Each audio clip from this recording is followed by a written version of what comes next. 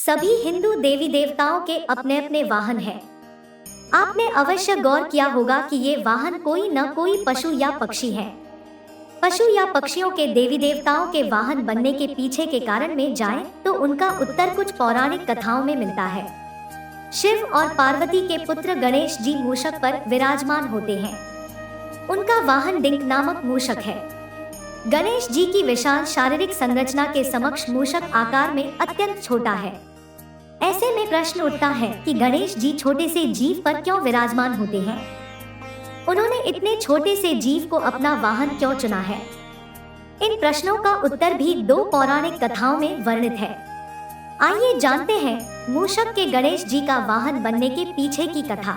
प्रथम कथा। यह घटना द्वापर युग की है और इस कथा का विवरण गणेश पुराण में मिलता है। एक दिन देवराज इंद्र के दरबार में गहन चर्चा चल रही थी।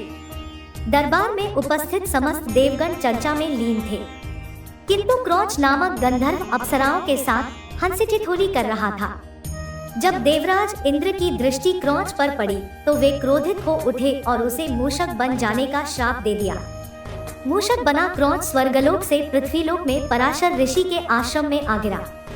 स्वभाव से चंचल क्रौच ने ऋषि आश्रम में उत्पात मचा दिया। उसने मिट्टी के समस्त पात्र तोड़ डाले, उसमें रखे अन्न का भक्षण कर लिया, ऋषियों के वस्त्र कुतर दिए और आश्रम की सुंदर वाटिका उजाड़ दी। मूषक के इस उत्पात से पराशर ऋषि चिंतित हो गए और उससे छुटकारा दिलाने की प्रार्थना लिए गणेश जी की शरण में पहुँचे। गणेश जी ने पराशर ऋषि की प्रार्थना स्वीकार कर ली और मूषक रूपी क्रौच को पकड़ने एक तेजस्वी पाश फेंका। पाश के बंधन से बचने क्रौच पाताल लोक भाग गया, किंतु पाश ने पाताल लोक तक उसका पीछा किया और उसे बांधकर गणेश जी के समक्ष ला खड़ा किया। साक्षात गणेश जी को अपन समक्ष देख क्रौच भयभीत हो गया और अपने प्राणों की भिक्षा मांगने लगा। तब गणेश जी बोले, तूने पराशर ऋषि के आश्रम में बहुत उत्पात मचाया है, जो क्षमायोग्य तो नहीं है, किंतु मैं शरणागत की रक्षा अपना परम धर्म मानता हूँ। तुम्हें जो वरदान चाहिए मांग लो। गणेश जी की इस बात पर क्रौच का अहंकार जाग उठा और वह बोला, मुझे किसी वरदान की आवश्यकता नहीं है, आप चाहे तो मुझसे कोई वर मांग ले। अहंकारी क्रौच के इस कथन पर गणेश जी मंद मंद मुस्कुराए और बोले, ऐसा ही सही, मैं तुझसे अपना वाहन बन जाने का वर मांगता हूँ।